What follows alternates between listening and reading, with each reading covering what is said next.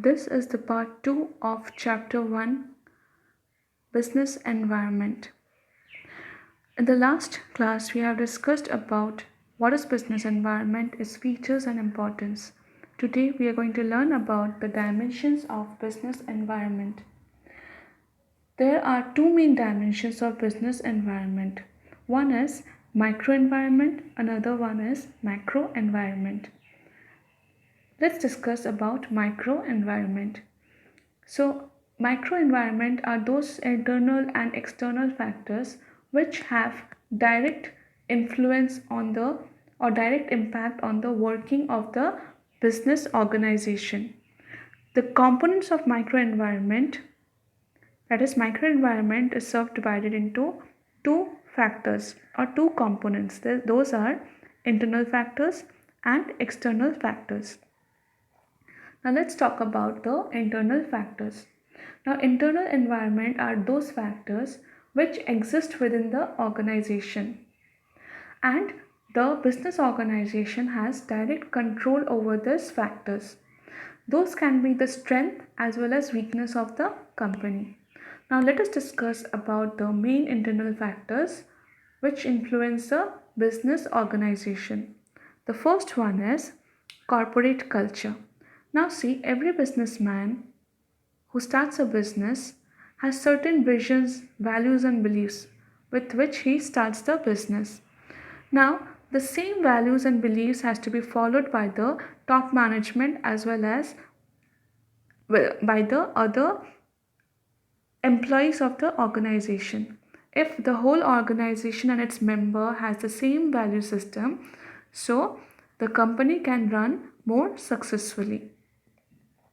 Next comes mission and objectives. Now, if I ask you that what is the main objective of a business, we all know that it is maximization of profit. A business main objective is to maximize profit, but this is a short term goal.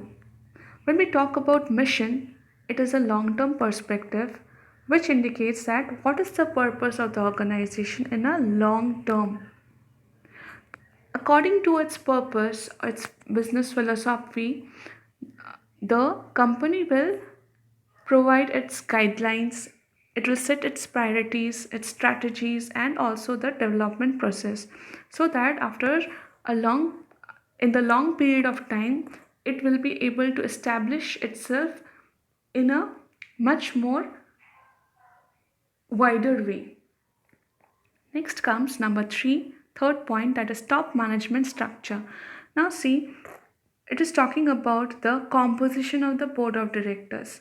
That what is the people who are on the sitting in the board of directors, what are their professionalism or degree of professionalism, what kind of people they are, how much qualified they are, how much this responsible these people are, because a top level management or a sound management is always capable of making quick decisions and timely decisions in order to help the company to overcome any crisis or to provide new ideas for the company. Next topic is power structure. The fourth point is power structure. Now, in every company, there is a internal relationship going on between the board of directors and its chief executive, or the top management with the middle level and the lower level management or its employees. So this type of relation, if it is not a good relation which is there in the organization, so the company is going to suffer. If there is harmonious relationship in between this employees and the top management, then the company will run smoothly and it will be able to achieve its goal more quickly. Next comes company image and brand equity. Now see, every businessman thinks about creating its own name and reputation in the market. So what is the advantage of creating a brand image? Obviously you will be able to attract more customers, and those customers will be loyal to your brand. Next is, you will be able to attract more suppliers and dealers who will be able to help you, and you can also choose the best suppliers and dealers among them. You will also get the benefit of raising more finance or funds from the market. If you launch new product, you will get support from your customers. You will be able to enter the foreign markets. So these are some of the advantages of the company's image and brand equity. The last point is human and other resources. Now we know that the main one of the main factors of production is manpower. And if the company has a good, efficient, competent manpower or employees, it will definitely help the company to attain its objective, and this will help the company to be more successful in the economy. Now let us talk about the external factors. Now external factors are those individuals or groups which comes into contact directly as well as frequently with the company. Now these factors will help the company to expand or grow its business. So let us discuss about these factors. The first one is customers.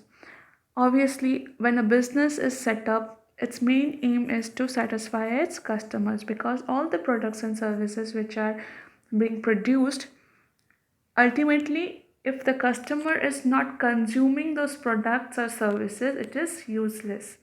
So, a business house or organization has to understand the taste and preferences of its customers in order to grab the market.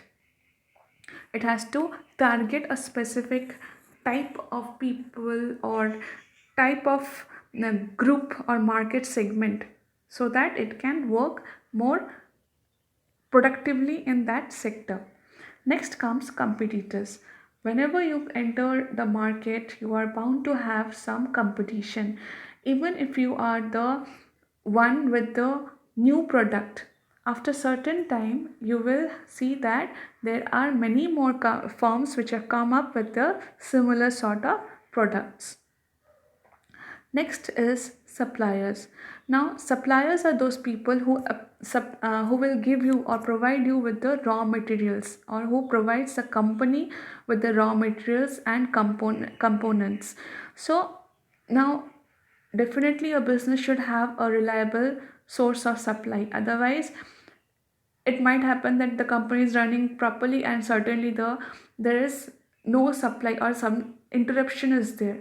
So this all problems can arise in the company. So in order to overcome those things, the company should have more than one supplier, so that in any time, if one of the suppliers is unable to fulfill your demand, you can move on to the other suppliers. Next comes marketing intermediaries. Now, intermediaries means we are talking about the middlemen. Now, the final product has to reach its destination, and in order to carry this final products from its production house to the final destination, that is its customers, there are various people who are working as a bridge, like wholesalers, retailers, advertisement agencies, marketing research agencies, the transportation, the warehouses, etc. Next comes financiers. Now, financiers are those people who provide finance or help this organization to raise funds. Some of the examples are shareholders, financial institutions, banks, debenture holders, and so on. Next, the last point is public.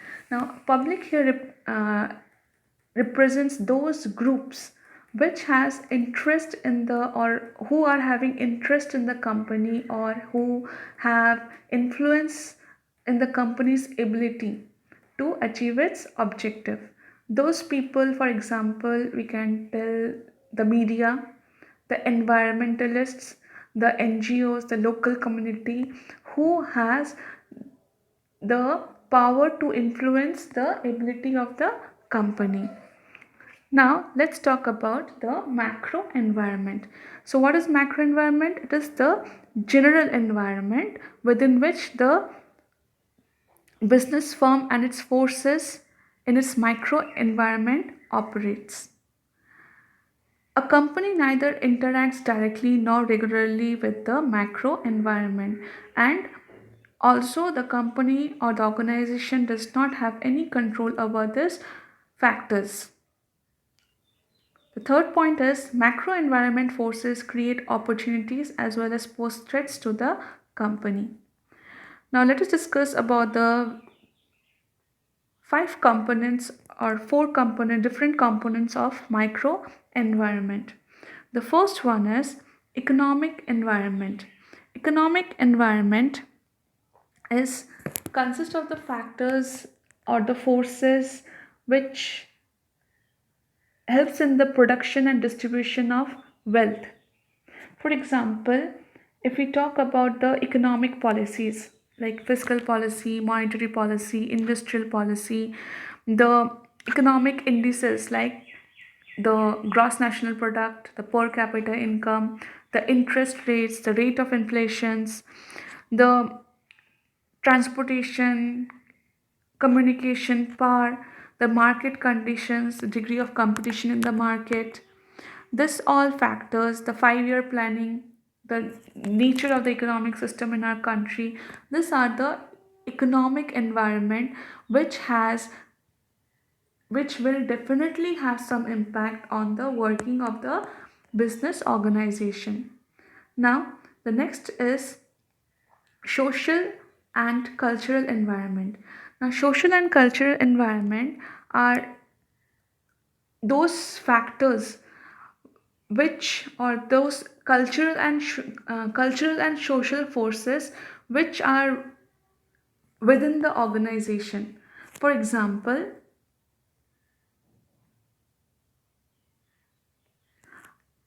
which are not within the organization, sorry, those factors, those cultural and social factors within which the business is operating. For example, the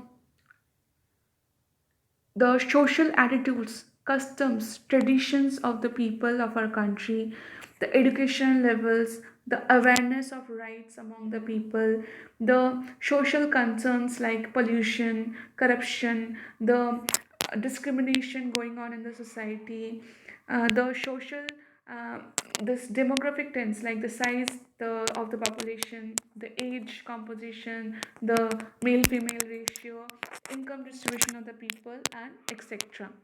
Next is technological environment. Technological environment refers to the state of science and technology in the country. Now, how the fast there is development in the technology or new manufacturing equipments and processes are coming in the country. This all things comes under technological environment. So we can say that for example, new innovative or research and development facilities are coming up, new innovative technologies coming up, application of new technology, legal protection for intellectual property rights, etc., are some of its example. Like and the benefit is, see, if we have advancement in technology, it will definitely improve the productivity and quality of the service or the products which are produced. And on the other hand, obviously we need to have advanced technology. If there is advanced technology, we need huge capital investment and skilled manpower.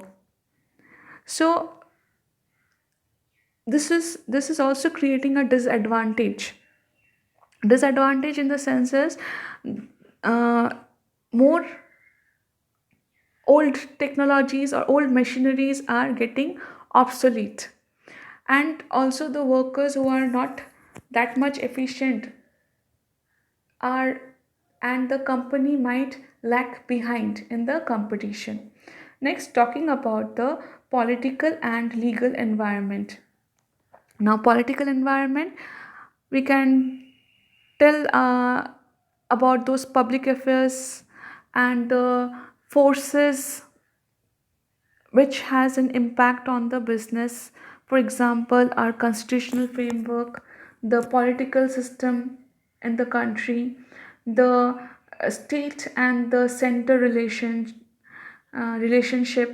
the relation of one country with the other countries, the degree of the policies which are coming up in the country related to economic and business issues, the foreign policy, defense policies of the country, and so on. Next one is legal environment.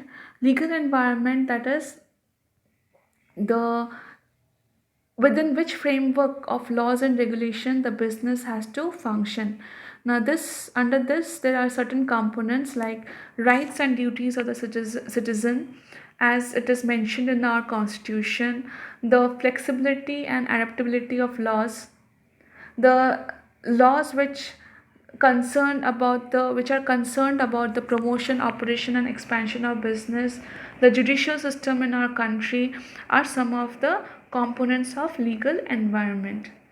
The last topic is SWOT analysis. So SWOT is an acronym for strength, S for strength, W for weakness, O for opportunity, and T for threat. Now, strength and weakness of an organization are its internal environment because the company has control over these two factors. The company can work on its strength to increase or to have a greater impact in the economy. Weaknesses can be overcome if the company finds that what are the factors which are restricting it from grabbing the market or becoming more successful. Next, the last 2 points, that is opportunity and threat. These are the external environment. Why external environment? Because see, opportunity and threat comes from the macro environment. The macro environment is providing this two things, that is opportunity and threat, because either the macro environment will be creating certain factors which might be favorable to your business and it might enable the strength or it will give you a better position in the economy. On the other hand, certain factors might come in the country which will give you a threat or a fear that it might cause a damage or risk to your business. So this was the end of the first chapter. Thank you.